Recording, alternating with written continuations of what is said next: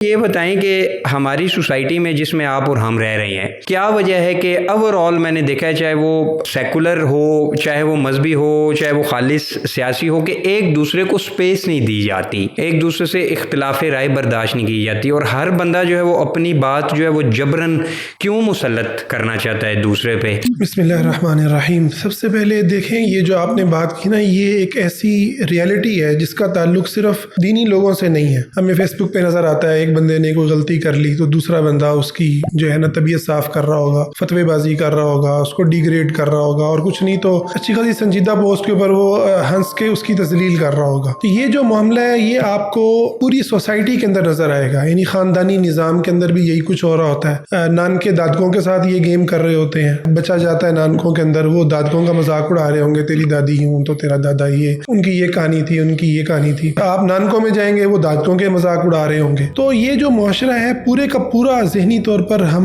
مرض کا شکار ہیں، اور اس مرض کا جو آغاز ہے وہ بچپن سے ہوتا ہے۔ یہ جو تنقید کرنے کی عادت ہے، آپ دیکھیں کہ چھوٹے سے بچے کو نا دیکھ کے بڑے کو سکون نہیں آئے گا کہ یار یہ چین سے بیٹھا ہوا ہے تو بیٹھا رہنے دوں۔ کسی کو ویلا بیٹھا دیکھ کے، پرسکون بیٹھا دیکھ کر بڑے کو لگتا ہے کہ یار میری شاید کوئی طبیعت خراب ہو رہی ہے، کیا ہو رہا ہے، اس کو کام پہ لگا دے گا کہ تم یہ کیا کر رہے ہو، موبائل پہ بیٹھے ہوئے ہو، ٹھیک ہے، تم یہ کیا کھیل رہے ہو، تم یہ کرو، تم وہ کرو۔ تو اور اسی طریقے سے تبصرے بھی پچھلا 10 20 30 سالوں کے پیچھے آپ جا کر دیکھیں، ابھی بھی یہی کچھ ہو رہا ہے۔ ہماری جو 80% آبادی ہے، مڈل کلاس ہے، وہاں پہ یہی ہو رہا ہے کہ وہ چہرے پہ تبصرے، ناک پہ تبصرہ، منہ پہ تبصرہ، رنگ کالا ہے، گورا ہے، چھوٹا ہے، قد بڑا ہے، مطلب یہ ساری باتیں آپ بچپن سے ہی دیکھتے ہیں کہ ایک پریشر کوکر کے اندر ایک دماغ جو ہے نا وہ جوان ہوتا ہے۔ اب وہ جب پریشر کوکر کے اندر جوان ہوتا ہے نا، تو اب وہ جب وہ مسجد کے ممبر پہ بیٹھے، یا وہ فیس بک کے صفحات پہ بیٹھے، پیج پر بیٹھے، یا وہ کسی بھی جگہ پر وہ موجود ہوگا، تو اس بیچارے نے جو وہ اذیت صحیح ہے نا، اس کے نتیجے میں 2 طرح کے رویے پیدا ہوتے ہیں۔ یا تو وہ بھی ابیوزر بن جائے گا، وہ بھی اسی طرح سے ٹونٹ کرے گا، اسی طرح سے تماشے لگائے گا دوسروں کے،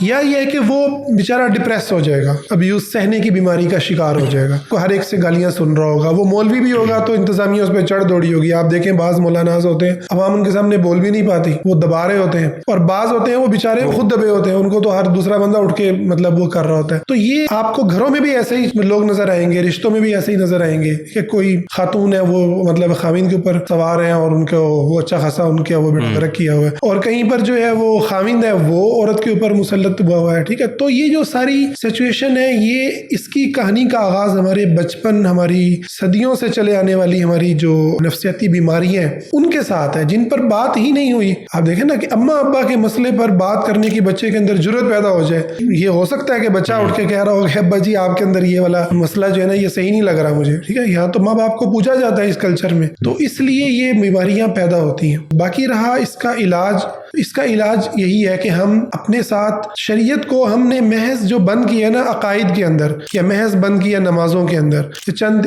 مذہبی عبادات کے اندر، ہم شریعت پر ایمان لائیں کہ شریعت صرف یہاں تک نہیں ہے، بلکہ ہمارے رویے، بول چال، ہمارے انداز، اطوار، بچوں سے تعلق، عورتوں سے تعلق، بڑوں سے تعلق، چھوٹوں سے تعلق، مسجد کے لوگوں سے تعلق، ٹھیک ہے، ہمسایوں سے تعلق، یہ ساری کی ساری چیزوں کو ہمیں عدسہ لگا کے دیکھنے کی ضرورت ہے کہ یہاں پر شریعت کیا کر رہی ہے، کیا کہتی ہے، سیرت النبی ہمیں کیا سبق دیتی ہے، اور ہم کیا کر رہے ہیں۔ آپ دیکھیں یہاں پر جتنا بھی مذہبی لٹریچر وجود میں آیا ہے اس کا تعلق ان چیزوں سے ہے ہی نہیں۔ آپ نعت اٹھا کر دیکھ لیں، نعت میں حضور علیہ السلام کی حمد و ثنا ہے، کمال چیز ہے، ٹھیک ہے۔ یعنی بر صغیر کا میں کہتا ہوں شاید عرب سے بھی زیادہ یہاں پر نعت کے اندر جو ہے نا وہ محبت رسول، عشق رسول آپ کو نظر آئے گا، جو بہت کمال کا ہے۔ لیکن حضور صلی اللہ علیہ وسلم کا بچوں سے پیار، آپ کو ایک لونڈی کالے رنگ کی عورت جو ہے، حدیث کے لفظ ہیں، وہ روک کے کھڑی ہو جاتی، آپ اس کی طرف پورے متوجہ ہو کے اس کی بات کو سنتے، اور جب تک اس کی بات پوری نہ ہو جاتی آپ اس سے توجہ نہیں ہٹاتے، اس کی ضرورت کو پورا کرتے جو وہ بات کہنا چاہ رہی ہے، جو بات کر رہی ہے۔ مطلب اتنے بڑے لیول پر ایک پیغمبر سے بڑھ کر تو اس کائنات میں کوئی ہے نہیں، یعنی خدا تعالیٰ کی مخلوقات میں نبی صلی اللہ علیہ وسلم یقیناً سب سے عرفہ اعلیٰ